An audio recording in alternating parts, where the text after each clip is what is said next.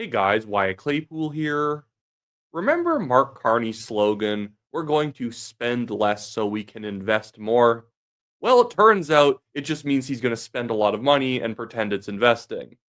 I want to talk to you guys today about the terrible state of Canada's finances and our great new interim PBO who is not mincing words when he's going after the current government's wasteful spending.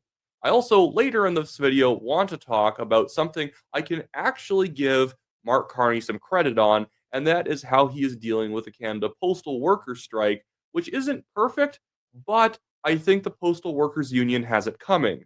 They have two major strikes in less than a year, and they don't expect that the government will eventually just say, "How about we stop doing door to door mail delivery and you guys can all not have a job?"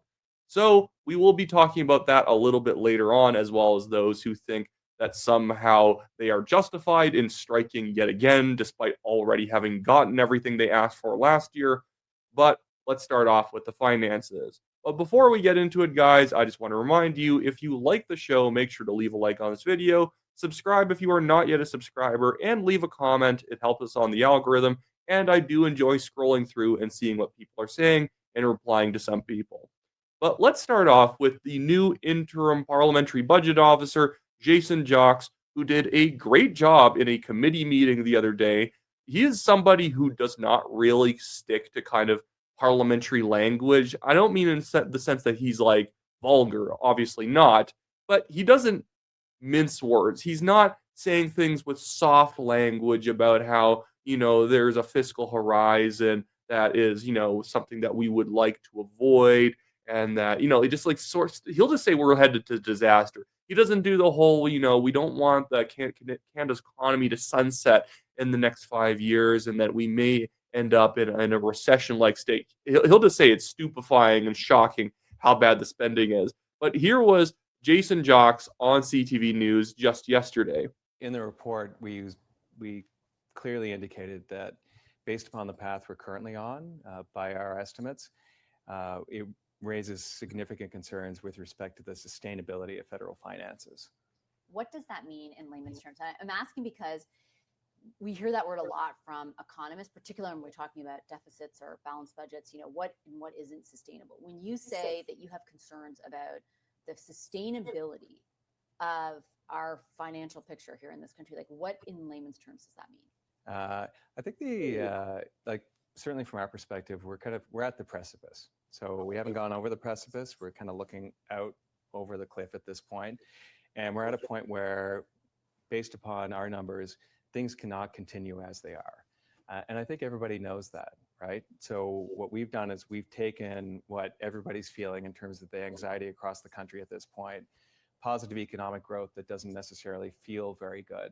And we've actually put numbers around it with respect to the federal government's deficits over the next 5 years. And for us, it's really important to set the table for parliamentarians so they know what to expect, so they have a better sense of the overall context within which they're going to be presented with Budget 2025. I like this lack of nonsense that comes from Jacques. It's not the last PBO was actually pretty good too. Generally speaking, your PBO is going to be someone who is just a fiscal hawk. They just care about balanced numbers. It drives them up the wall when things are not balanced. And so that's why they are in the watchdog role. They are not supposed to be an ally of the government. If anything, they are supposed to be like an unelected opposition or not even opposition, but referee. When you're spending too much, they will say it so that it's not just an opposition conservative critic saying it. It's somebody who has done the math saying that this cannot be sustained, and they are not trying to be partisan about it.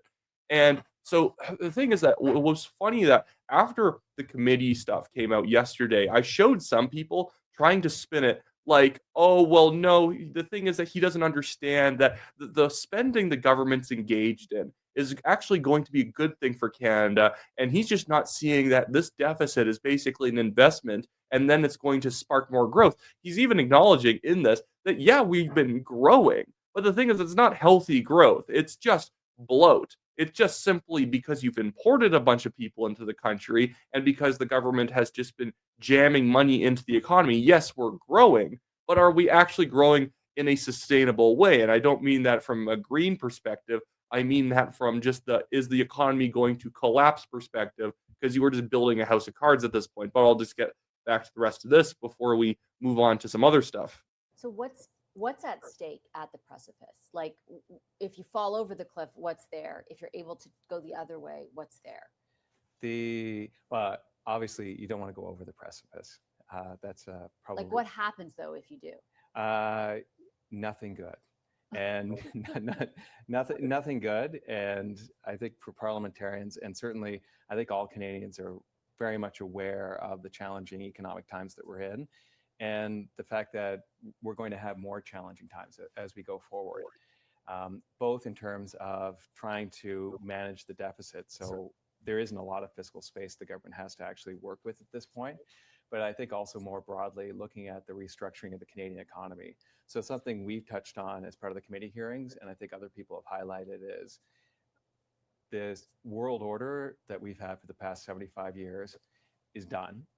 That both has geopolitical considerations around additional spending or increasing spending on the defense side, which is definitely a spending pressure. It also has immediate pressures in terms of the Canadian economy and definitely the attenuating or the diminishing of the linkages with the US and our need to find other linkages outside the country.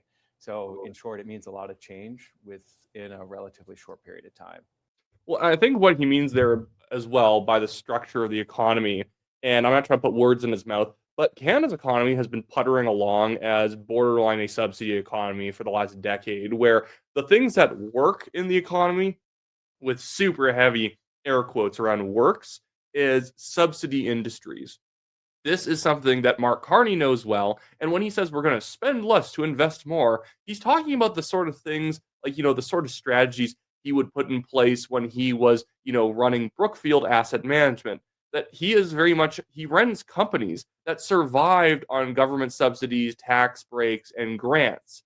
And so he was taking that experience and trying to bring it to a national economy, which you can't do. You can be the individual firm who benefits from all of the subsidies and grants. But when you are running the whole country, where whenever you give a grant or a subsidy to one industry, you are necessarily hurting another, it's like Carney doesn't really know what to do now. I just want to play you guys a quick video from the Liberals. The sort of stuff that they're posting these days is just pure pablum. This was from yesterday. Just these 50-second videos where Carney talks about pretty much nothing, and we all pretend this is somehow patriotic or some hopeful message. Well, in the UK, I've met with business and investment leaders to discuss new economic opportunities and partnerships as we look to attract capital to Canada and to empower Canadian workers with new high-quality careers. My message to business leaders here in New York, throughout the world, is we have what the world wants. Nous bâtissons avec nos travailleurs et nos entreprises. Oh my goodness, he's going in French. You get the picture. He has nothing. He has nothing. Like he's been doing this bit of his world tour, and he is taking a rightful amount of flack from the Conservatives for how much he's traveling these days. And it's like, well, you were on vacation for a while, just puttering around Canada, doing nothing in particular. Now, I don't like these trips he's on because they seem vapid and empty, but what was even more vapid and empty was when he was staying at Doug Ford's cottage and he's meeting the premier of PEI for the second time, and he's going to the Northwest Territories again. And it's like, yeah, I like our country. Also, can you get back to work? I don't necessarily think this trip is work, but you could have done this during your vacation because it feels like it's just an extended vacation again with a speech every once in a while. And again, he talks like, oh, we have what the world wants. Canada has what the world needs. We talked about investment in the UK. Oh, did you get anything? Did someone sign a piece of paper saying we're going to do anything? Okay, no. Okay, well, we always wasted a bunch of money showing up. If anything, we actually hurt our relationships when we show up basically with a bunch of pablum to spew at other world leaders, and they're like, oh my goodness.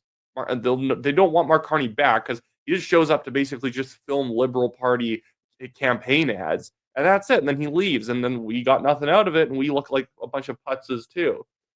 Anyways, but now I'll actually move on to something I kind of like Carney for.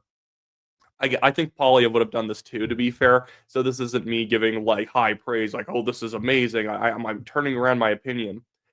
This is just a article from the CBC. They're obviously much more pro-union than other outlets. So it says right here, Canada Post denies Ottawa's reforms give it leverage over striking unions in negotiations. Mail carriers workers continue days-long standoff with no end in sight. And it says down here, Canada Post is denying the Liberal government's directive to change the Postal Service's operation model, gives it leverage over the striking union in negotiations as the two sides continue their days-long showdown. Quote, I wouldn't argue that it's given us any leverage, says John Hamilton, a spokesperson for Canada Post during an interview with Rosemary Barton Live that aired Sunday. Quote, the union walked out in response to them. And it's like, okay, now take away their jobs. If you have a job and you are supposed to carry mail, and then your union, maybe it's not even your fault, but the union says, you know what, we're going on strike. I know we just ruined everyone's Christmas last year by going on strike around the holiday season because like we had a bunch of demands we wanted met, and so we struck at the time that was most obnoxious to people. We got what we wanted, but we're here again.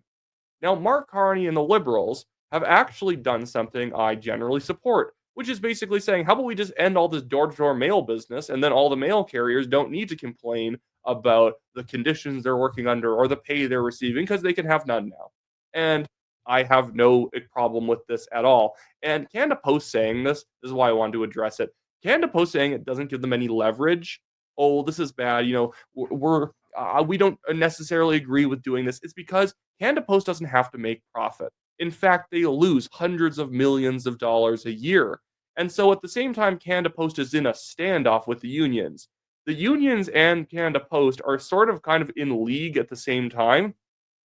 The bigger the budget that Canada Post gets from the federal government, the more power they have. And because they lose money, and so they don't care if they lose massive amounts of money doing all this mail carrying. They don't even care if people are being effectively overpaid for a service that not very many people want. They just want to simply have the budget for the mail carrying, because if you're a Canada Post executive or a manager or you're in HR, you naturally want a bigger budget to deal with, because then you can have a bigger ability to pay yourself a bonus, or you can just hire more, administrative people and raise their wages because, hey, I deal with 300 employees under me, not just 75. And so, yes, I am quite happy that the Liberal government is actually threatening to take away door-to-door mail carrying. I don't use it. I know some people use it. And in fact, the Liberals even had said, if you have a disability, if you're, above a certain age, you can keep using it. That's fine. But yeah, we can't just make this something in perpetuity that we're always going to deliver mail door to door, when most people just get it at the mailbox down the street, when it's just wasting money. And now we have the people supposed to carry through with it striking. Now I just want to talk about some of these tweets from people I like Corey Morgan. He was responding to somebody who was contending with his point that Canada Post is paid for by taxpayers. Where is this here?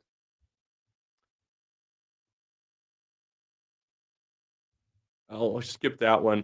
I'll skip the one where he's vulgar in. Okay, but anyways, he's just responding to this person who's going on about who's saying how is taxpayers propping up Canada Post? And so Corey Morgan says, let me lay this out, as some folks seem to be confused.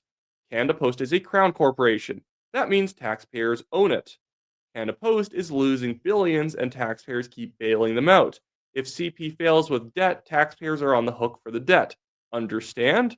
And this is why I am absolutely fine with just privatizing the Canada Post at this point. I know some people are like, oh, well, companies would just stop doing letters. No, they would do letters. Like Amazon, UPS, Later, other companies or new companies would just come in and fill the void. And if you want letters delivered directly to your door, if you want letters in your mailbox, well, then you just pay another few dollars a month and they just deliver them to you directly. Or Amazon would just say, hey, if you order packages, we just include your letters with it. It would probably work out some way. And guess what doesn't get you your letters to your door very well is every time the union strikes, and then you just don't get letters and you don't get your checks in the mail and all that stuff because they just refuse to work. That seems like a bigger issue to me. I also like this post from Tristan Hoper saying, the Canada Post strike serves as a troubling reminder of just how many civil servants are happily divorced from any semblance of reality. And they're absolutely beside themselves right now that the Liberals would think about actually cracking down on them. And like again, the Liberals are great at just completely screwing things up. But even on this issue, the Canada Post Union has been pushing the envelope so much they will no longer be able to push envelopes because they're going to lose their jobs because you don't get to strike multiple times a year after already getting what you wanted. But of course, we have the NDP out to say something stupid because, of course, they are. Interim NDP leader says, I was proud today to express, interim NDP leader Don Davies, I should say.